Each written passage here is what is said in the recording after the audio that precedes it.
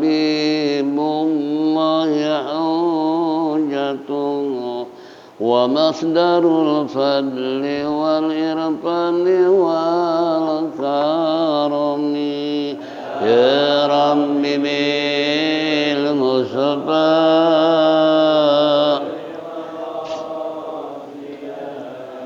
waghfir lana ma madha aslul wujudi wa ruhul kauni bahjatuh zainu syama'ili wal adabi wasyiyami bibil muzabbah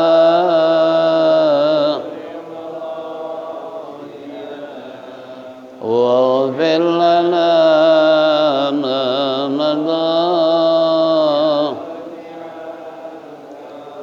mutahhirul ardi min najsi wa min darani min abidi wa sanin aw abidi sanami ya rabbi bil balligh maqasidana ma madha lillahi min munkizil insani min sakurin khairul baliyati min urbi wa min ajami ilmu sabah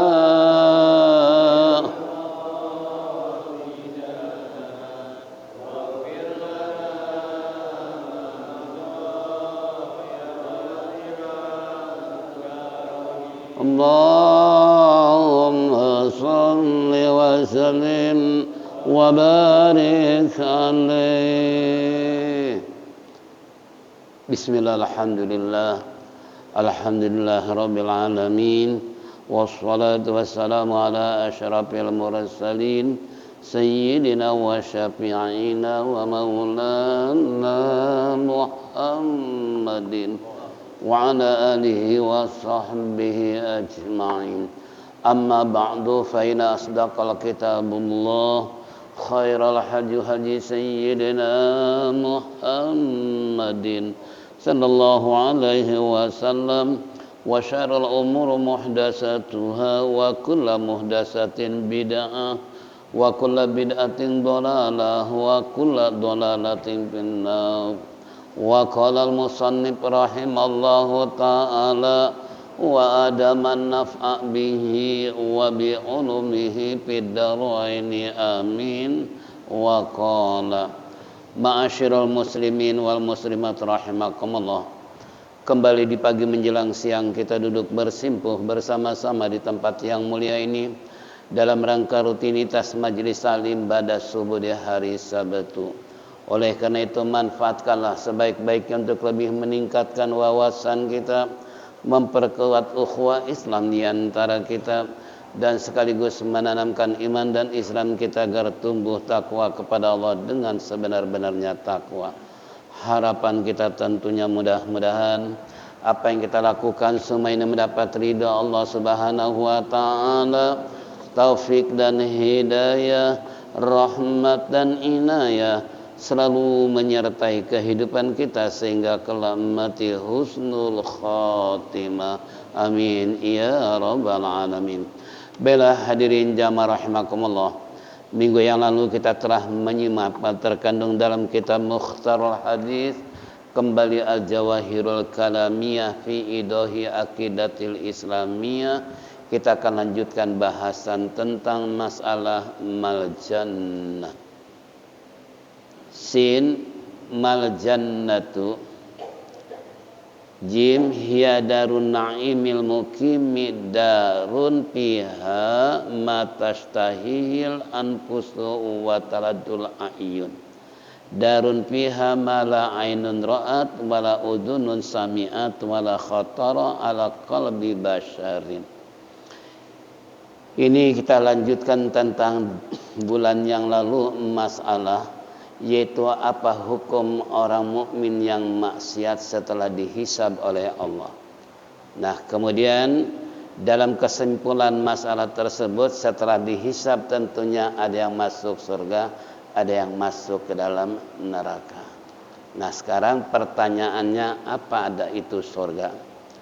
Surga adalah darun na'imil mukim, darun fiha ma tashtahi al-anfus wa taladul a'yunu, darun fiha ma la ainun ra'at wala udhunun sami'at wala khatara ala qalbin basyari. Surga adalah tempat kenikmatan yang abadi. Di dalamnya terdapat hal-hal yang disenangkan hati, kemudian enak dipandang mata, dan terdapat hal-hal yang belum pernah dilihat mata waktu di dunia, belum pernah terdengar oleh telinga, bahkan tidak terlintas di dalam hati manusia. Inilah namanya surga. Jadi sungguh beruntung dan bahagianya bagi hamba Allah yang masuk ke dalam surga. Tentunya bagaimana upaya supaya bisa masuk ke dalam surga?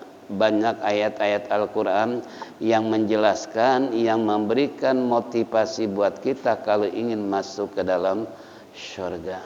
Ya, salah satu di antaranya al-jannatu mustaqatun ila arba'in nafarin, surga rindu kepada 4 macam manusia. Nah, kita termasuk dirindui ya oleh surga. Ya, nah ini kalau baginda Rasulullah menyabdakan dalam hadisnya, al-jannatu mustaqatun ila arba'atin nafarin, surga rindu kepada 4 macam manusia. Di antaranya mereka adalah hifdzul lisan, yang memelihara lidah. Lidah tak bertulang, tapi ingat lebih tajam dari pedang. Lidah tak bertulang, tapi lebih nyaring daripada gendang. Itulah lidah. Makanya bahaya lidah, bisa masuk surga, bisa masuk neraka. Gimana untuk masuk surga dengan lidah ini? Sabda Rasulullah tadi, kita harus bisa menjaga lidah, memelihara lidah. Jangan asal ceplas-ceplos, jangan asal bunyi. Tentunya kita harus berpikir terlebih dahulu sebelum kita berkata. Apakah perkataan ini mengandung manfaat atau mengandung madarat?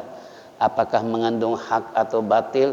Ini hati yang tahu ketika kita sebelum berucap. Makanya hati-hati dengan masalah lidah, karena kembali tadi, lidah adalah hal yang sangat banyak bicara, banyak menuturkan kata. Kalau kita nggak pandai menyaring kata-kata, tidak menutup kemungkinan lidah bisa menghantarkan masuk ke dalam neraka. Ini na'udzubillah min dzalik.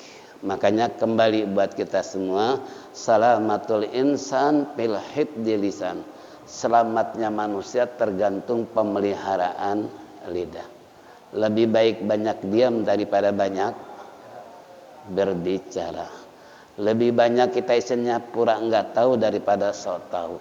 Nah, ini dengan sifat pendiam bukan berarti kita enggak tahu. Tapi kita ambil contoh di kalangan para ulama, gimana sih mereka yang sedikit berbicara tapi banyak mereka berbuat. Kalau kita banyak bicara, ibadahnya. Kalau ulama-ulama kan ibadahnya banyak, tapi dia diam. Kalau kita kan terbalik, ya istilahnya kalau bahasa Betawi bilang, ngomong sepelampang nggak disaji satu piring. Itu bahasa pepatah orang Betawi asli, ya. Karena saya punya teman dulu orang Kebayoran namanya Haji Nur. Beliau suka merekam tuh, yaitu mu'alim. Kapan dimanapun ngaji, mu'alim suka merekam. Termasuk Ustaz Ali, ya. Nah, ini berdua tuh yang suka merekam. Nah itu, ya beliau istilahnya termasuk, ini orang benar-benar dia sangat sedikit bicara tapi banyak bekerja, terutama ibadah pada Allah Subhanahu wa ta'ala. Nah, sehingga buat kita semua, yuk kita sama-sama jaga diri, jangan sampai terperangkap dengan jurus setan untuk terlalu banyak bicara yang akhirnya banyak kesalahan. Man kasura kalamuhu kasura khata'uhu. Barang siapa yang banyak bicara, banyak dosanya, banyak salahnya. Yang gak percaya, coba aja renungkan sendiri. Ya. Nah, ini banyaklah hadis-hadis Rasulullah Sallallahu Alaihi Wasallam yang menyatakan bahaya lidah. Makanya tadi ya, lidah bisa masuk surga, bisa masuk neraka. Karena dulu nanti di yaumil kiamah setelah kita jelaskan, lidah ternyata nggak bisa bicara sama sekali, bungkam 1000 kata. Karena Allah kunci istilahnya yang bicarakan tangan-tangan mereka, kaki yang menjadi saksi. Al-yawma nakhtimu ala afwahihim wa tukallimuna aydihim wa tashhadu arjuluhum bima kanu yaksibun. Ditutup mulut mereka. Dunia boleh pintar berbicara, boleh pintar berdebat, boleh pintar bersilat lidah, tapi ternyata di hari kiamat berdasarkan surat Yasin tersebut dikunci oleh Allah mulut, tapi yang bicara adalah tangan-tangan mereka, yang jadi saksi adalah kaki mereka. Nih kembali, surga merindukan orang yang suka memelihara lidah. Karena tadi man kasura kalamuhu kasura istilahnya khata'uhu. Barang siapa yang banyak berkata, maka banyak dosa alias salahnya. Ini satu.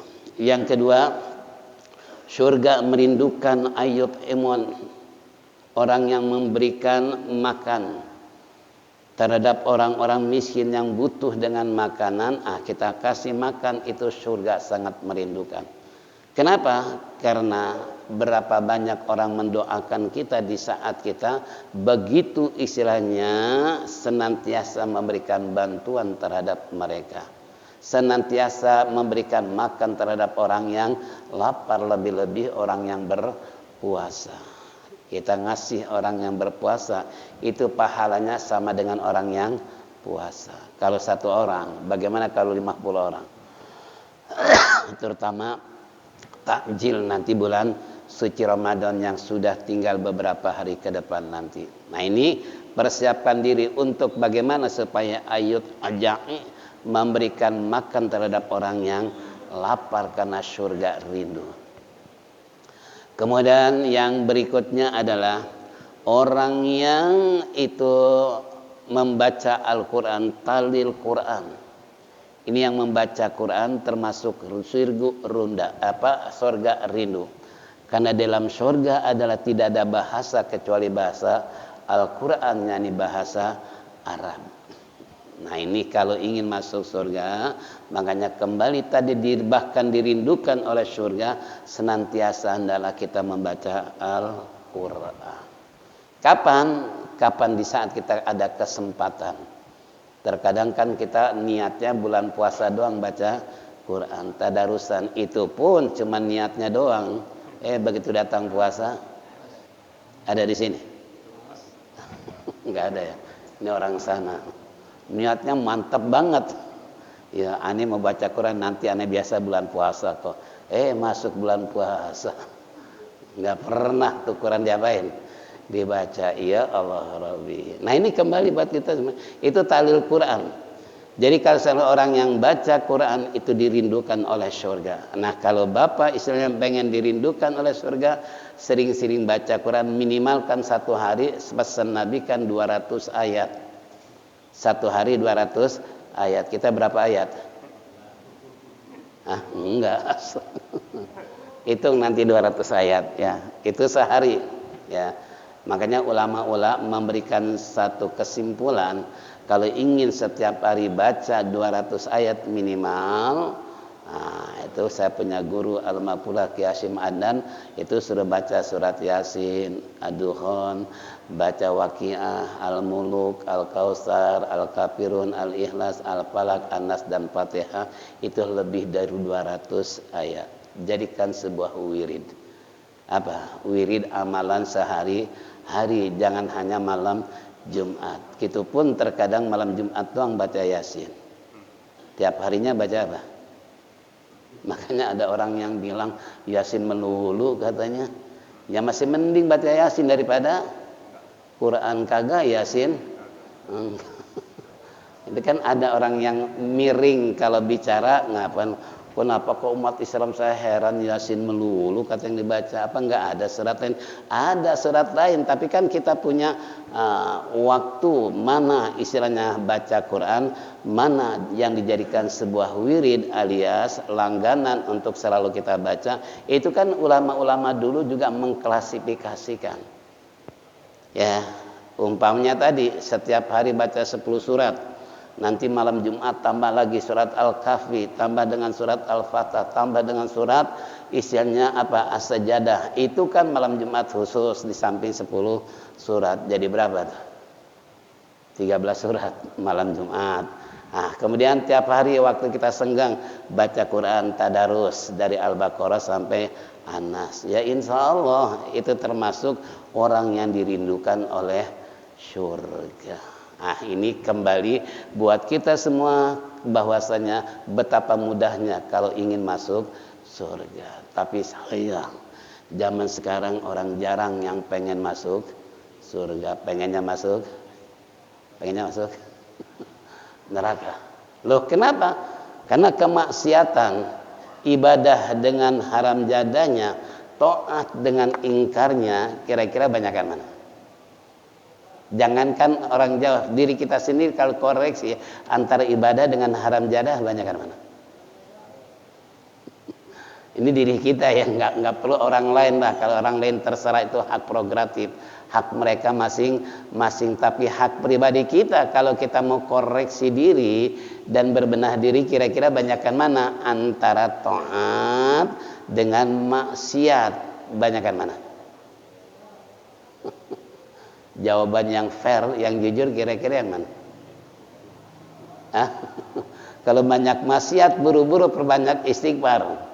Itu kan, kalau banyak taat, segera kita tambah semangat untuk lebih taat lagi. Karena ini menentukan yazidu al-imanu yazidu wa yanqus, di samping untuk istilahnya memasukkan diri kita ke dalam surga kalau iman yang lebih kuat dan mantap.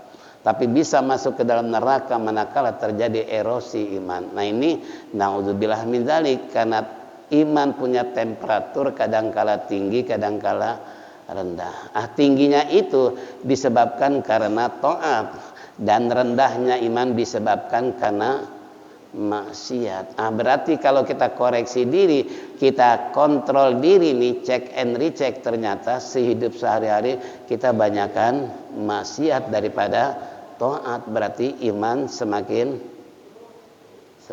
turun. Itu kan. Nah kalau semakin naik temperaturnya, ya tadi sabda Rasulullah, yazidu bi taatillah. Taatlah kepada Allah, patuhi segala aturan yang Allah telah berikan kepada kita. Jangan kita langgar, jangan kita sia-siakan masa bodoh dengan perintah Allah Subhanahu wa ta'ala. Jangan, sebab itu untuk menunjukkan jati diri seorang beriman pada Allah adalah manakala taatnya semakin bertambah. Tapi kebalikannya, kalau maksiat yang lebih banyak, bagaimana bisa mempertahankan iman, apalagi dalam kondisi saat sekarang, kira-kira kayak apa? Tantangan kita cukup berat, dilema kehidupan yang semakin tinggi, sehingga di kalangan stres bukan berkurang malah makin bertambah. Mudah-mudahan kita nggak termasuk orang yang stres, apalagi sampai frustasi menghadapi gejolak kehidupan yang seperti akhir-akhir ini kita rasakan bersama. Nah kalau kita kurang iman, ini mudah terpengaruh dengan bisikan-bisikan setan.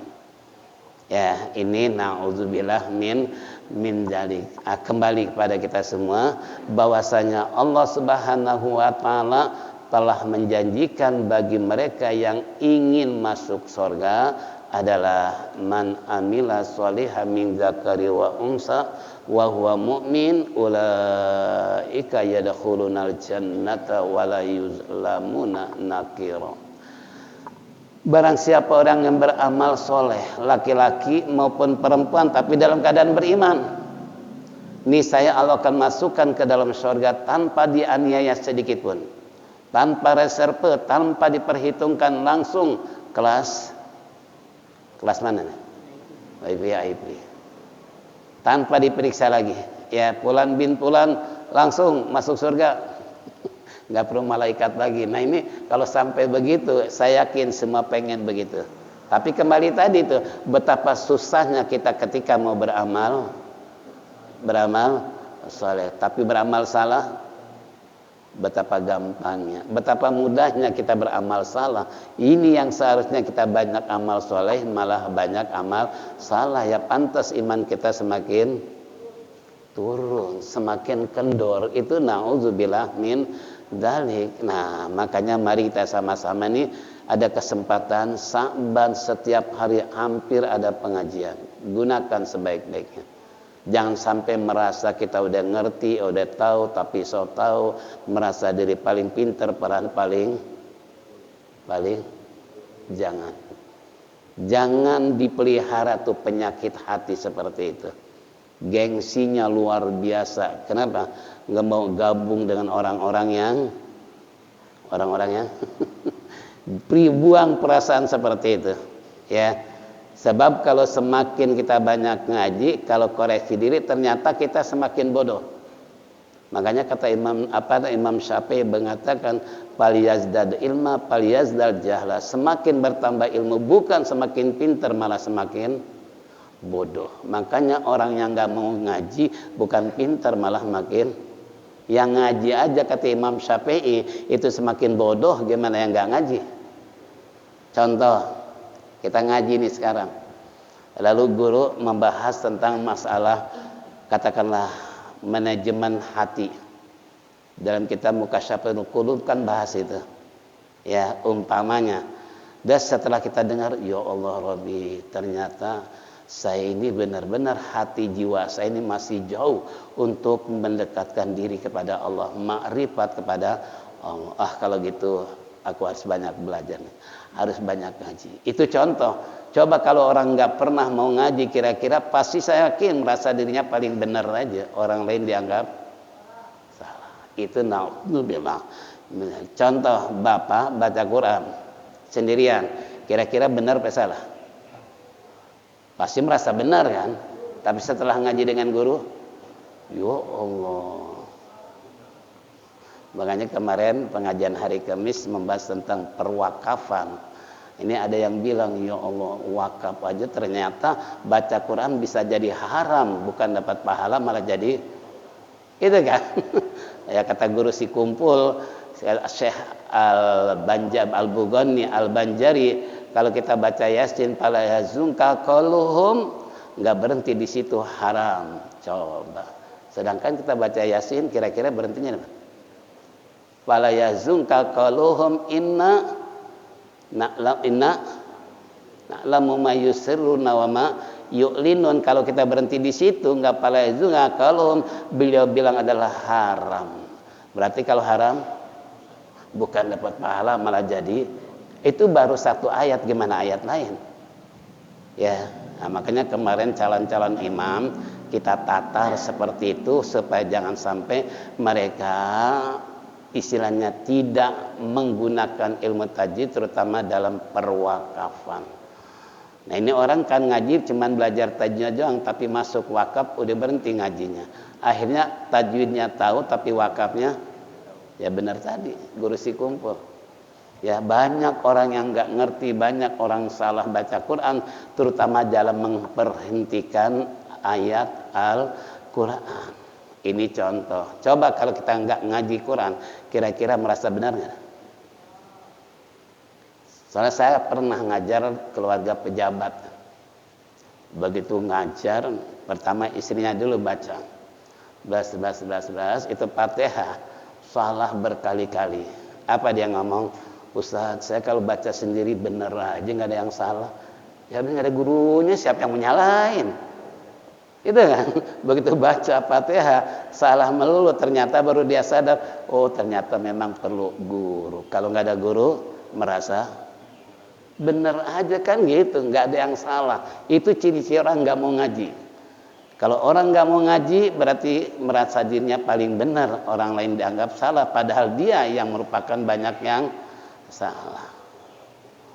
Dulu waktu ngaji di jalan Taman Bandeng. Taman Bandeng di mana? Di Romangun. Dan kita Gus Mansur. Ada si Kusmanto ngaji baca Fatihah 10 kali, salah malu sampai makan 1 jam. Nah, kemudian beliau kan tahu sendiri sifat kita Bagus Mansur ini tanpa tadeng aling-aling, kalau dia udah udah sampai dia bilang, Manto, kamu nggak pantas ngaji sama saya, bukan levelnya.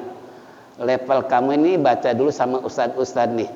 Kalau di ustadz udah benar baru maju ngaji dengan saya, nggak makan waktu. Ini gara-gara kamu 1 jam, sementara ustadz belum pada baca. Tuh sampai digituin nangis tuh. Alhamdulillah nggak ngaji lagi. Nggak ngaji. Seharusnya kan ngaji gitu kan. Ini enggak, malah itu tadi. Ya, itu si Kusmanto. Bukan Kusmanto pemakan mayat, bukan. Ada 2 Kusmanto.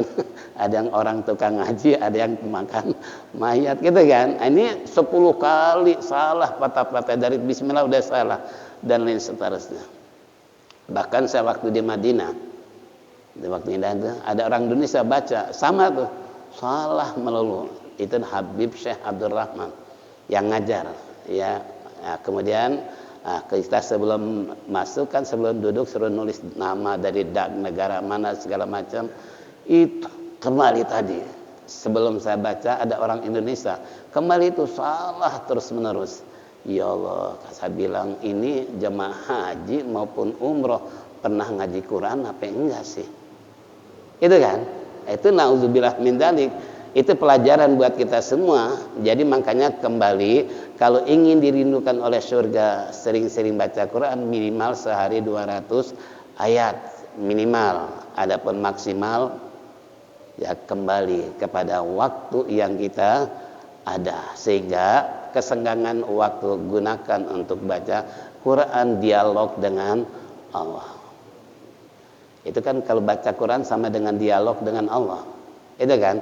Nah, kalau dialog dengan Allah tiada henti-hentinya, kira-kira gimana? Kalau Allah mengatakan uzkuru, istilahnya apa di sana dalam ayat katakan ingatlah fazkuruni azkurukum washkuruli wala takfurun. Ingatlah kamu kepadaku, aku pun akan ingat kepadamu. Setiap ayat Quran yang kita baca menyebut nama Allah, berarti Allah pun menyebut nama kita. Nah, kalau 200 ayat sehari, berarti Allah menyebut nama kita berapa? 200 kali. Masya Allah. Belum tambah wirid, zikir yang lain. Ini kembali tadi, kalau ingin masuk surga kata Allah, beriman dan beramal soleh. Ya, Allah akan masukkan ke surga tanpa dianiaya sedikit pun, gak langsung masuk ke dalam surga. Itu janji Allah. Nah, sekarang percaya nggak dengan janji Allah? Kalau percaya, lakukan apa yang diperintahkan Allah. Man amila sholihan min dzakari wa unsa wa huwa mu'min ulaika yadkhulunal jannata wa la yuzlamuna nakira. Atau di ayat lain, innalladzina amanu wa amilu sholihati ulaika hum khairul bariyah jazaohum inda rabbihim jannatu adnin tajri min tahtihal anhar khalidina fiha abada radhiyallahu anhu wa radu'an dzalika liman khasyiya rabbah. Itu jelas, banyaklah ayat-ayat yang memberikan motivasi, dorongan kepada mereka yang ingin masuk ke dalam surga. Makanya saya bilang tadi, sayang orang betapa sulitnya pengen masuk surga, tapi pengen masuk neraka betapa mudahnya. Ini tolong sekali lagi. Masih banyak ayat-ayat lain yang tujuannya adalah mal jannatu tadi. Apa itu surga? Surga adalah na'imul mukim darun fiha matashtahi lalampus. Sebuah yaitu kenikmatan di mana tempat yang penuh dengan kenikmatan yang abadi. Karena orang kalau masuk surga bisa masuk neraka enggak? Kalau orang masuk neraka masih bisa masuk ke dalam surga, tapi kalau orang surga enggak bisa akan masuk ke dalam neraka, kelasnya kan lain. Makanya orang beriman, umat Rasulullah, walaupun ada hadis yang mengatakan walau bagaimana dosanya kayak apa bagi umat Rasulullah tetap bakal masuk surga. Tapi kalau direndam dulu di neraka kira-kira gimana? Kalau direndam dulu gimana? Udah habis semua kotoran-kotoran, noda dan dosa baru masuk ke dalam surga. Tapi kan udah babak belur duluan. Itu kan? Ada direndam dalam api neraka, kira-kira kayak apa? Walaupun akhirnya masuk ke dalam surga, kita kan tidak ingin bila perlu langsung masuk surga. Resepnya tadi apa? Beriman dan beramal soleh, laki maupun perempuan. Ini contoh. Ini namanya naimil mukim darun, istilahnya piha matastahi il anfus. Dari negeri yang penuh dengan kenikmatan dan abadi, karena tidak ada satupun di sana yang enggak ada nikmat. Semua nikmat bisa dirasakan. Pengen apapun sudah ada, tinggal santap. Kalau di dunia kan pengen apa kita harus nyari, harus kerja dulu, harus buat baru ada. Tapi di surga begitu enggak? Kita lihat burung sedang terbang, tiba-tiba terbetik dalam hati, ya Allah pantasnya enak kalau makan burung, tiba-tiba di depan udah ada bekakak burung. Coba kira-kira kan nggak perlu kerja, kan mau cari. Kalau kita tengah malam lapar, ya Allah pantasnya enak makan goreng nasi, datang nggak?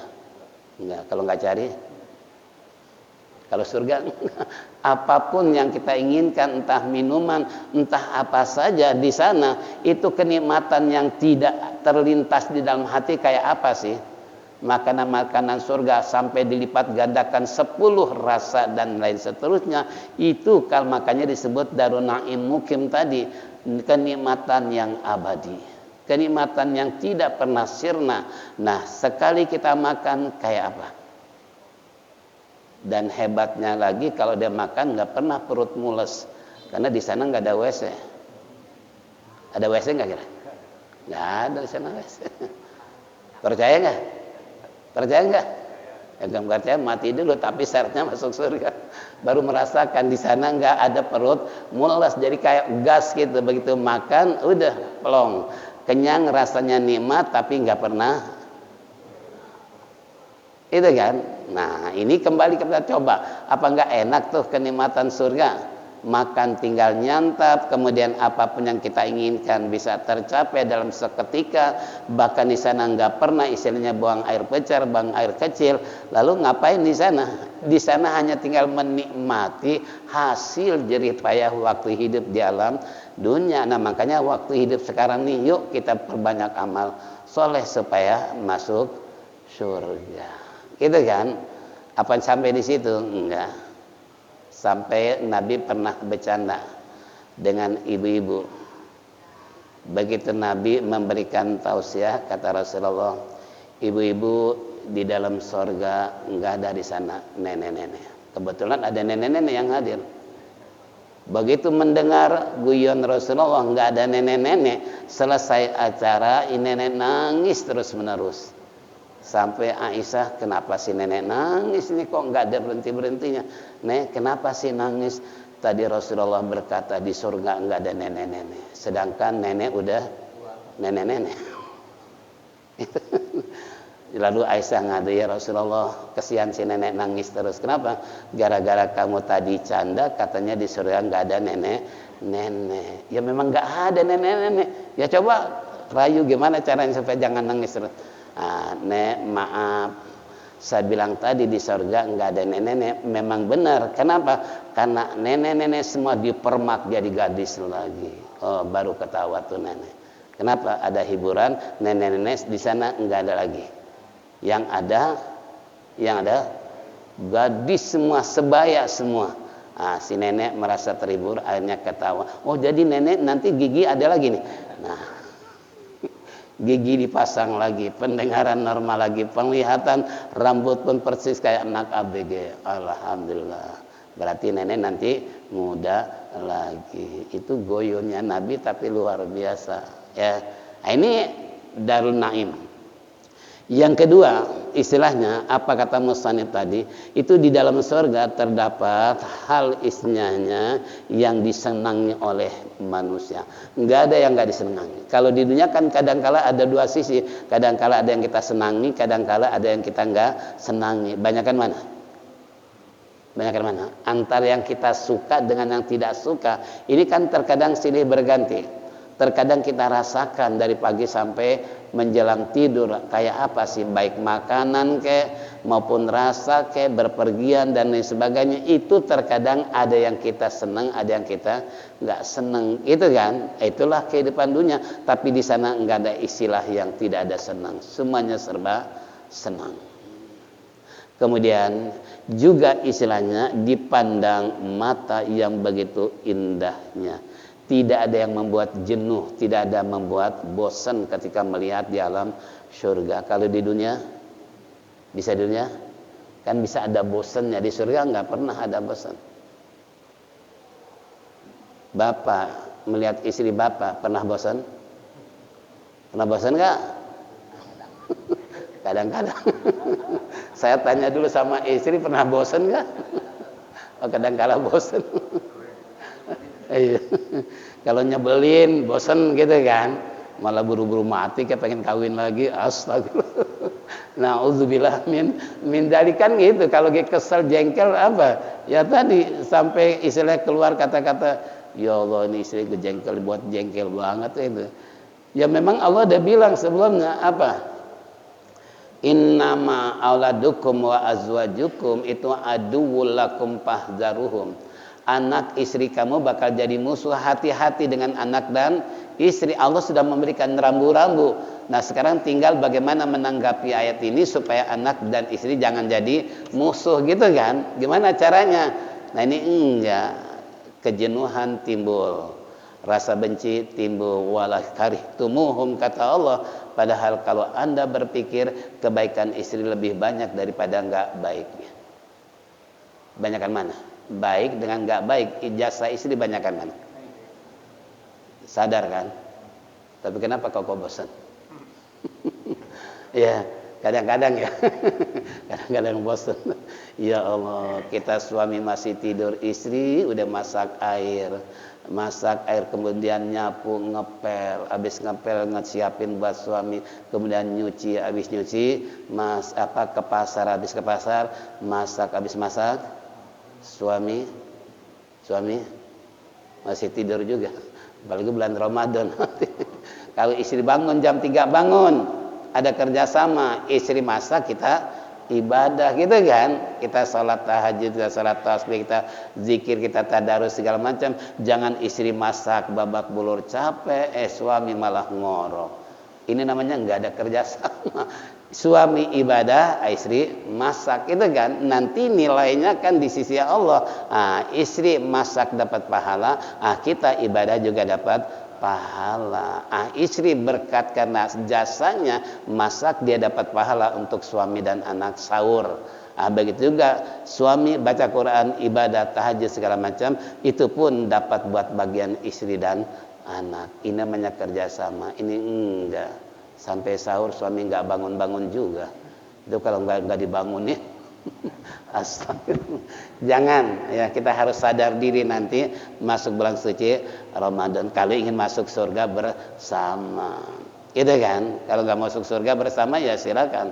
Ini namanya apa? Ini namanya tidak ada yang timbul kejenuhan, rasa bosan nggak ada. Tapi dunia terkadang silih berganti. Ya, nah kemudian di surga adalah yang tak pernah hal ini belum pernah dilihat oleh mata. Kita di dunia banyak yang dilihat, tapi di surga enggak pernah yang kita lihat, ternyata di surga ada. Ya seperti contoh tadi, hal-hal yang di luar nalar manusia terjadi, kenikmatan yang abadi yang tidak pernah terlintas dalam hati pun enggak pernah. Coba kita bayangkan tadi, ketika burung ada di udara, kita pengen makan istilahnya goreng burung, tiba-tiba kok di depan ada. Pernah terlintas nggak? Nggak pernah kan? Tapi di surga pasti terjadi seperti itu. Yang nggak pernah minuman waktu di dunia, di akhirat Allah kasih minuman. Tapi mereka yang pernah minum, jangan harap di sana akan menikmati khamr yang waktu hidup di dunia pernah minum. Makanya nih kaulah muda, jangan sekali-kali nyoba ingin minuman. Sebab di surga nanti Allah nggak akan kasih minuman lagi. Ya, nah makanya kita harus tahan diri, jangan istilahnya minum minuman yang dilarang oleh agama, yang dilarang oleh Allah maupun baginda Nabi kita Muhammad SAW, hindarkan supaya nanti minumnya nanti di surga. Ya, ini jaga diri kita jangan minum minuman. Lalu gimana kalau saya pernah minum? Ya harus buru-buru taubat. Perbanyak istighfar, niat tidak akan mengulangi lagi minum. Karena saya punya tetangga dulu waktu di Poncol, dia peminum kelas berat.